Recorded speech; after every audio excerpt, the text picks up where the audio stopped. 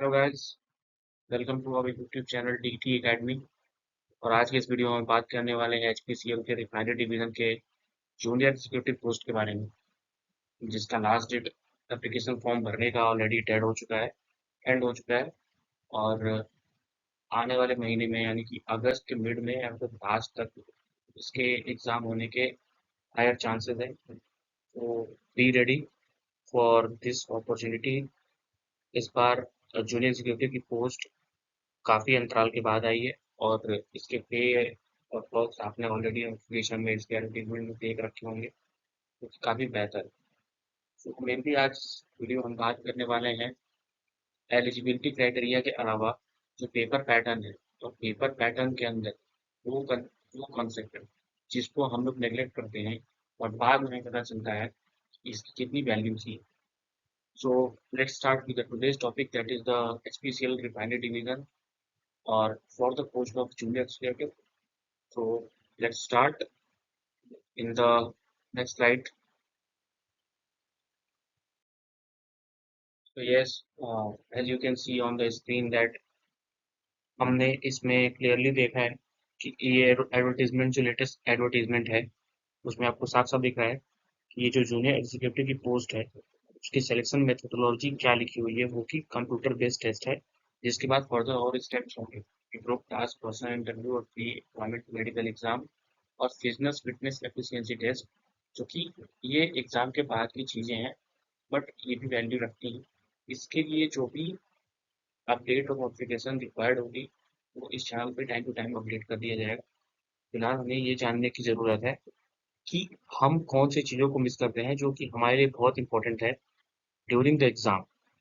As you can see, जब पहले exams होते थे रिफाइनरी डिवीज़न के टेक्नीशियन पोस्ट पे, मुंबई रिफाइनरी के हुए, विशाखापत्तनम रिफाइनरी के हुए, सो वो पेपर जो होते थे वो 100 मार्क्स हुआ करते थे। और सेम पैटर्न अभी भी है, बट अभी इन्होंने नंबर ऑफ क्वेश्चंस बढ़ा दिए हैं, नंबर ऑफ टोटल मार्क्स बढ़ा रखे हैं।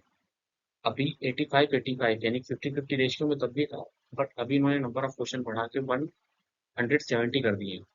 और 170 में जनरल और ओबीसी के कैंडिडेट्स हैं, इवन ईडब्ल्यूएस के भी जो कैंडिडेट्स हैं, उनके लिए जो क्वालिफाइंग क्राइटेरिया है वो 60% है ओवरऑल। यानी कि आपको 170 में से 60% आपको लाने ही लाने हैं, अराउंड 102 मार्क्स के अबव अगर आपने, तो आप एलिजिबल हैं कि आपको मेरिट में देखा भी जाएगा कि नहीं देखा जाएगा। उसके बाद अगर मेरिट जैसी बनती है उस हिसाब से कैंडिडेट्स को शॉर्टलिस्ट किया जाए, but at least you should get 102 marks for general and EWS candidate, और 54% marks for OBC and SC ST candidates. तो एटलीस्ट 92 मार्क्स आपको 170 में से करना ही करना है। और जो टेक्निकल डोमेन है, आप जिस भी ब्रांच से एलिजिबल हो इस अपॉर्चुनिटी में, आपको उस ब्रांच के टेक्निकल डोमेन में एटलीस्ट 50% मार्क्स लाने ही लाने हैं। इवन लाइक 85 में से आपको एटलीस्ट 43 एबव क्वेश्चन कलेक्ट करने होंगे, जो कि नेगेटिव मार्किंग भी है इस एग्जाम में, जैसे कि आप देख सकते हो ऑलरेडी कि 0.25 मार्क्स जो है वो डिडक्ट किए जाएंगे फॉर एवरी रॉन्ग अटेम्प्ट। सो ये हमारे लिए बहुत ही इम्पोर्टेंट अपडेट है, जो कि पिछले एग्जाम में जो इसका मार्केटिंग डिवीजन का हुआ था, वो भी पेपर का जो पैटर्न था वो ऐसा ही था, बट ये एक बहुत बड़ा डिफरेंस क्रिएट कर देगा आपके तैयारी में और आपके अप्रोच में। So you should take this notice very seriously and prepare accordingly. Okay, so जैसा कि मैंने बताया अभी आपको कि ओवरऑल क्वालिफाइंग इन सीबीटी जो है वो 60% है for unreserve and EWS candidates, और 54% है for SC ST OBC PWD candidates. Technical domain में 50% क्वालिफाइंग मार्क्स, ये भी इम्पोर्टेंट है, और इसके बिना आप नेक्स्ट राउंड के लिए नहीं एलिजिबल हो। लेकिन आपके मार्क्स चाहे ओवरऑल ज़्यादा हो, अगर आपने टेक्निकल डोमेन में 50% नहीं एक्वायर किया है, लेट्स सी कि अगर आपने 85 में नॉन टेक, अगर आपने 70 प्लस सही कर लिए, और अगर आपके जो टेक्निकल डोमेन है अगर उसमें आपने 40 क्वेश्चन सीख लिए, अराउंड आपके 110 मार्क्स होने के बाद भी आप डिस्क्वालीफाई कर दोगे इस एग्जाम से, इस रिटर्न से। सो मेक श्योर आपकी जो प्रिपरेशन है वो इसके बेसिस पे हो। एटलीस्ट आपको 50-50 क्वेश्चंस सही करने ही करने हैं दोनों डोमेन में, उसके अलावा तो करना ही करना। Okay, so yes, now we are going to discuss another things, but as I am belongs to the chemical engineering domain, so मैं अभी केमिकल इंजीनियरिंग के स्टूडेंट्स के लिए वीडियो मेनली बनाया था। बट ये अभी तक की जो मैंने इंफॉर्मेशन दी ये कॉमन थी। इसके बाद की जो इन्फॉर्मेशन है वो सिर्फ केमिकल इंजीनियरिंग एक्सपीरियंस के लिए है। सो अदर ब्रांचेस के स्टूडेंट्स इसके बाद ये वीडियो लेफ्ट आउट कर सकते हैं। आपके लिए वीडियोस बन रही हैं, जो आपके एजुकेटर हैं, जो आपके डिपार्टमेंट से बिलोंग करते हैं, वो आपके लिए फर्दर अपडेट सब्जेक्ट रिगार्डिंग और टॉपिक के रिगार्डिंग देते रहेंगे। फिलहाल मैं बात करूंगा केमिकल इंजीनियरिंग के एक्सपीरियंस के लिए, जो केमिकल इंजीनियरिंग डोमेन में इसको अप्लाई कर रखे हैं। ऑलमोस्ट 41 सीट्स अवेलेबल हैं और 1:5 के रेशियो में शॉर्टलिस्ट किया जाता है आफ्टर रिटर्न।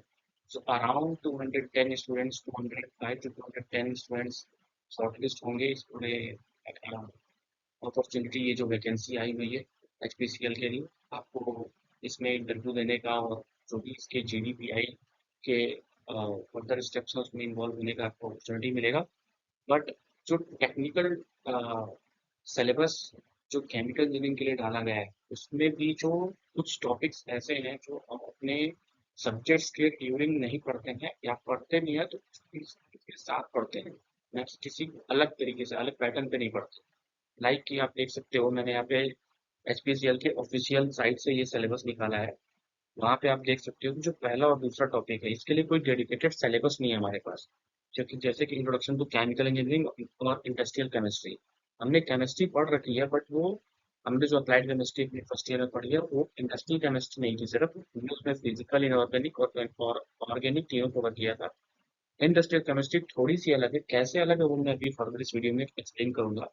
रही बात सबसे लास्ट जो हमने देखा है इसमें 14 नंबर पे प्रोजेक्ट इंजीनियरिंग, सो मेनली तो इसमें आपको पीडीई के थ्रू होकर जाना है, बट इसमें कुछ चीजें अलग हैं, वो मैं फर्दर किसी और वीडियो में एक्सप्लेन करूंगा कि इसमें कौन सी चीजें अलग है और उसमें आपको क्या क्या पढ़ना है अलग से।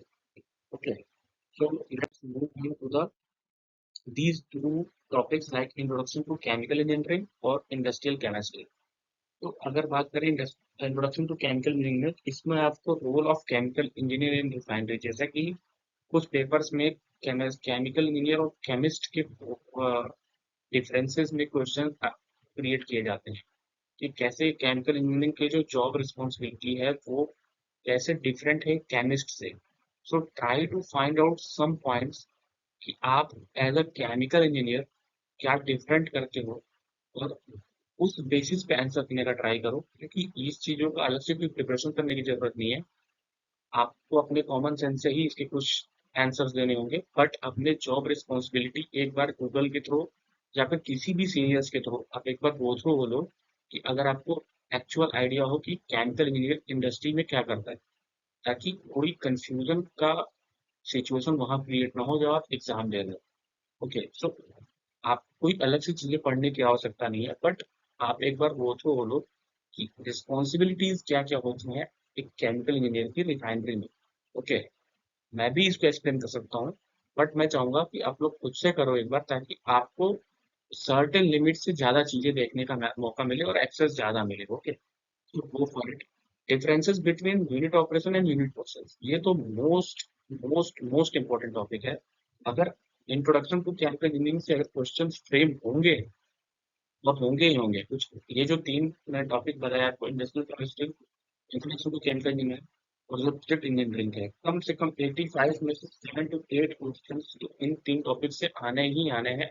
ये मैं मिनिमम बता रहा हूँ, मैक्सिमम 12-13 भी हो सकता है। ओके, तो आपको डिफरेंसेस बहुत ही क्लियरली पता होने चाहिए। यूनिट ऑपरेशन में कैसे फिल्ट्रेशन, डिस्टिलेशन, ये सब कैसे आप यूनिट ऑपरेशन में काउंट करते हो, और यूनिट प्रोसेस में कौन कौन सी चीजों को आप काउंट करते हो, लाइक एल्काइलेशन, हाइड्रोजनेशन। आपको एक बार गो थ्रू होना है, खुद से गो थ्रू करो कि कैसे ये चीजें यूनिट ऑपरेशन और यूनिट प्रोसेस में डिवाइडेड है, सेपरेट कैसे हैं, और क्या इसका बेसिक फंडामेंटल मैकेनिज्म है। I am not going to explain in this video, because अगर आप आपसे अपने से ये खुद नहीं करोगे तो इन चीजों को लेके आपके अंदर हमेशा से वो कंफ्यूजन बना रहेगा। इवन इन द केस अगर आपको नहीं समझ में आता है, आप कमेंट कर सकते हो, मैं फर्दर किसी वीडियो में इसको वेल एक्सप्लेन कर दूंगा, एटलीस्ट 15 to 20 मिनट्स लेके। Okay, now flow sheets like block diagram and process flow diagram. आमतौर पे कई केमिकल इंजीनियरिंग की जो वैकेंसीज आती हैं उसमें अक्सर इन क्वेश्चंस को फ्रेम किया जाता है कि कैसे ये दोनों डिफरेंट है। इसके लिए मैंने एक शॉर्ट स्नैप डाल रखा है अभी नेक्स्ट स्लाइड में, तो मैंने उसको एक्सप्लेन किया है कि ब्लॉक डायग्राम और प्रोसेस फ्लो डायग्राम कैसे डिफरेंट है। और फिर आपका जो अगला मेन इम्पोर्टेंट टॉपिक है वो है basic symbol use in PFD and PNID. PNID के लिए जैसे वॉल्व का और फर्दर कंट्रोलर्स का क्या सिंबल होता है वो आप एक बार गो थ्रू जरूर कर लेना है इसकी। Safety and environmental consideration in chemical industry, तो इस टॉपिक पे तो मैं पर्टिकुलरली वीडियो बनाने वाला हूँ एक सीरीज में, क्योंकि मुझे लगता है हमारे अभी जो केमिकल इंजीनियरिंग के पेपर हो रहे हैं उसमें सेफ्टी के क्वेश्चंस के कंट्रीब्यूशन ज्यादा आ रहे हैं। एटलीस्ट अगर हमारा 100 नंबर का एक आइडियलाइज अगर मैं करूँ कि 100 मार्क्स का अगर पेपर है और सिर्फ टेक्निकल है, एटलीस्ट हमारे 7 to 8 क्वेश्चन तो प्रोसेस सेफ्टी से आते ही आते हैं। तो मैं इस पे डिटेल वीडियो बना रहा हूँ और धीरे धीरे मैं इसको एक सीरीज वाइज ही अपलोड करूंगा, और अराउंड 10 to 12 लेक्चर्स में आई थिंक मैं 20 मिनट से ज्यादा नहीं रखूंगा किसी लेक्चर को, बट 10 to 12 लेक्चर्स में मैं इसको पूरा कंप्लीट कर दूंगा, जिसके अलावा आपको और वीडियो देखने की जरूरत नहीं है। अगर आप उससे गो थ्रू हो लोगे तो आप सेफ्टी पे कोई भी क्वेश्चन बहुत ही क्लियरली अटेम्प्ट कर सकते हो बिना किसी कंफ्यूजन के। तो अभी बात करेंगे इंडस्ट्रियल केमिस्ट्री पे। इंडस्ट्रियल केमिस्ट्री के अंदर कौन कौन से टॉपिक इंपॉर्टेंट है, वो है important industrial chemicals like H2SO4, तो मोस्ट इंपॉर्टेंट है। ये किस प्रोसेस के द्वारा बनता है आपको ये देखना है। टेम्परेचर प्रेशर की कंडीशन क्या है और फेवरेबल कंडीशन क्या है। कैटलिस्ट कौन सा यूज होता है लाइक अमोनिया, क्लोराइड, यहाँ पे Cl2 भी है, NaOH, HNO3, फर्टिलाइजर्स और पेट्रोकेमिकल। फर्टिलाइजर में जैसे कि अमोनिकल जो भी फर्टिलाइजर्स हैं, एक बार उससे वो थोड़ा यूरिया तो मोस्ट इंपॉर्टेंट है। और इसकी जो कोऑर्डिनेट प्रॉपर्टीज हैं like favourable temperature pressure, at least not exact temperature pressure, but आपको इतना आइडिया होना चाहिए कि वो हाई टेम्परेचर प्रेशर पे हो रहा है कि लो टेम्परेचर प्रेशर हो रहा है, या फिर हाई प्रेशर लो टेम्परेचर, या फिर high temperature low pressure. Okay, आपको ये आइडिया होना चाहिए पेट्रोकेमिकल्स में कौन कौन से इंपॉर्टेंट हैं, ओलिफिन्स और पैराफिन्स में डिफरेंस क्या है। Okay, aromatic content, octane number, cetane number, ये सब आपको एकदम क्लियरली रटा होना चाहिए कि कैसे ये सब चीजें एक दूसरे से इंटर रिलेटेड है और इसका सिग्निफिकेंस क्या है। ओके, तो ये आपको पता होना चाहिए बेसिक ऑफ क्रूड ऑयल, इसकी कंपोजिशन क्या है, अलग अलग जो डिस्टिलेट है, बॉटम डिस्टिलेट और जो हमारे मिड डिस्टिलेट आते हैं, जो हमारे लाइटर इसमें कंपोनेंट्स है क्रूड में, वो कौन कौन से हैं, नेफ्था क्या, कार्बन रेंज कौन कौन सा है, ये आपको पता ही होना चाहिए। Catalyst use in refining and petrochemical units, कौन कौन से कैटलिस्ट यूज होते हैं और किस प्रोसेस में यूज होते हैं। गैसोलीन, डीजल, केरोसिन प्रॉपर्टी, जैसे कि मैंने बता रखा है कि ये क्रूड में जो भी ये डिस्टिलेट निकलते हैं इनके प्रॉपर्टीज आपको पता होनी चाहिए। At least calorific value, octane cetane का इससे किसका रिलेशन है, स्मोक पॉइंट का रिलेशन किससे है, आप सारी पैरामीटर्स एक बार जरूर गो थ्रू। अभी बात करेंगे फ्लो शीट में, जो मैंने अभी आपको पिछला टॉपिक दिखाया कि ब्लॉक डायग्राम और प्रोसेस फ्लो डायग्राम कैसे डिफरेंट है। तो इसमें कोई बहुत रॉकेट साइंस नहीं है, सिंपल सा टर्म है कि ब्लॉक डायग्राम हम लोग पढ़ते ही हैं। हम अपने जब भी हम कैंपेन आपने पढ़ना स्टार्ट किया होगा, आपने भी देखा होगा कि हम किसी ब्लॉक के थ्रू दिखाते हैं कि हमारी फीड जो होती है वो रिएक्टर में एंड करती है और आउट में हम दिखाते हैं हमारा प्रोडक्ट निकलता है। सो एक जो बेस्ट एग्जांपल है वो ब्लॉक डायग्राम का वही है। फिर भी अगर आपको लैंग्वेज में समझना हो तो आप बोल सकते हैं कि ये good for conceptual understanding of the entire process है। A block diagram is the simplest type of flow sheet used in chemical engineering. Like example मैंने देखा रहता है कि क्रूड ऑयल से आप डिसल्टिंग करते हो, फिर एटमॉस्फेरिक डिस्टिलेशन एडीओ में ले आते हो, फिर बीडीओ में ले आते हो, कन्वर्जन में ले आते हो कन्वर्टर में, फिर ब्लेंड करते हो और फिर फाइनल आपको प्रोडक्ट मिलता है। तो ये आपने बिना किसी टेक्निकल डिटेल के आपने एक फ्लो बता दिया कि इस फ्लो से हमारा क्रूड पास होता है और फाइनल में हमें प्रोडक्ट मिलता है। वहीं पे अगर हम पीएफडी की बात करें तो आपको ये कॉम्प्लेक्स सा एक डायग्राम दिखा होगा। हालांकि ये कॉम्प्लेक्स नहीं है, अगर इसको आप समझ नहीं पाएंगे, बट फिर भी अगर आप कैंपेनिंग एस्पिरेंट अभी नए नए हो, आपने फर्स्ट ईयर सेकेंड में एडमिशन लिया, तो आपको ये थोड़ा कॉम्प्लेक्स लगेगा। फाइनल ईयर कैंडिडेट्स और मोस्टली तो ये फाइनल ईयर कैंडिडेट्स की वीडियो देख रहे होंगे, बट आप खुद एज्यूम करो कि अगर आप फर्स्ट ईयर में अगर आपको ये वीडियो दिखाया जाए तो थोड़ा सा ये आपको अभी कॉम्प्लेक्स लगेगा। ओके, खैर जो रिफाइनरी के पीएफडी होते हैं वो इससे भी ज्यादा कॉम्प्लेक्स होते हैं, वो समझना और टफ होता है, बट ये बहुत ही इंपॉर्टेंट होता है पीएफडी समझना हमारे लिए। और आप कभी भी किसी एक्सटर्नल ट्रेनिंग में जाते हो या फिर अगर आप कभी जॉब में हो तो आपको पीएफडी ही दिया जाता है लाइन ट्रेस करने के लिए। ना कि बीएफडी। बीएफडी से बस आप एक फ्लो पता करते हो कि फ्लो क्या है बस। तो पीएफडी को आप कह सकते हो कि ये थोड़ा एडवांस वर्जन होता है पीएफडी का, जिसमें हम पैरामीटर्स भी समझते हैं कि फ्लो किधर जा रहा है। और जैसे कि इसमें मेंशन है कि process flow diagram gives more detail than PFD. Major equipments like reactor, heat exchanger column, इसके बारे में आपको आइडिया रहता है। मेजर कंट्रोल लूप यानी कि बेसिक इंस्ट्रूमेंटेशन जो यूज कर रहे हैं हम। इवन वॉल्व की जो कैटेगरीज होती है वो भी हम क्लेरिफाई करते हैं कि कौन सा वॉल्व हमने लगा है। और control symbols like basic level flow, temperature controller, ये सब चीजें हम उसमें मेंशन करते हैं। ओके। सो फिलहाल आज की इस वीडियो में इतना ही था। हम नेक्स्ट वीडियो जो भी लाएंगे ऐसे ही हम फर्दर अपडेट डालते रहेंगे एचपीसीएल सीरीज में। और भी किसी भी वैकेंसी के रिलेटेड आपको अपडेट चाहिए और ऐसे फर्दर वीडियो चाहिए टॉपिक पे, तो आप कमेंट सेक्शन में कमेंट कर सकते हो। अगर ये वीडियो पसंद आया, लिटरली अगर पसंद आया और आपको ये पैटर्न में वीडियोस चाहिए अगर, तो आप कमेंट करो। हम इसी सीरीज में वीडियो प्रिपेयर कर रहे हैं और हम चाह रहे हैं कि ज़्यादा से ज़्यादा हम ऐसे लेक्चर्स वीडियो डाल सकें जो कि शॉर्ट हो, कॉन्सेप्चुअल हो, और आपके एग्जाम्स में ये हेल्पफुल हो, ताकि एक बार आप इसको देखो तो आपने नोट्स को रिवाइज करने के बजाय इसको अगर आपने देख लिया एक बार और देन आप जाके नोट्स देखा तो ये काफी इजी रहेगा। Okay, so let's end this today's video. Okay, if you like the material, if you like the concept, if you like the flow, then you can like and subscribe our YouTube channel. और further इसी तरह की videos अभी एक pattern में आएंगे। एसपीसीएल में पूरा कवर करने वाला हूँ केमिकल इंजीनियरिंग के जो भी ऐसे टॉपिक्स हैं जो नहीं पढ़ाए जाते। ओके, जो पढ़ाए जाते हैं वो फर्दर हम किसी और वीडियोस में देखा करेंगे। फिलहाल के लिए अभी एग्जाम में ज़्यादा टाइम नहीं बचा है, तो मैं चाह रहा हूँ कि ऐसे वीडियोस हम लाएं कि जो आपके लिए हेल्पफुल है। Okay, so all the best for your exams, prepare well, और मिलते हैं किसी नेक्स्ट वीडियो में। और तब तक के लिए बाय बाय।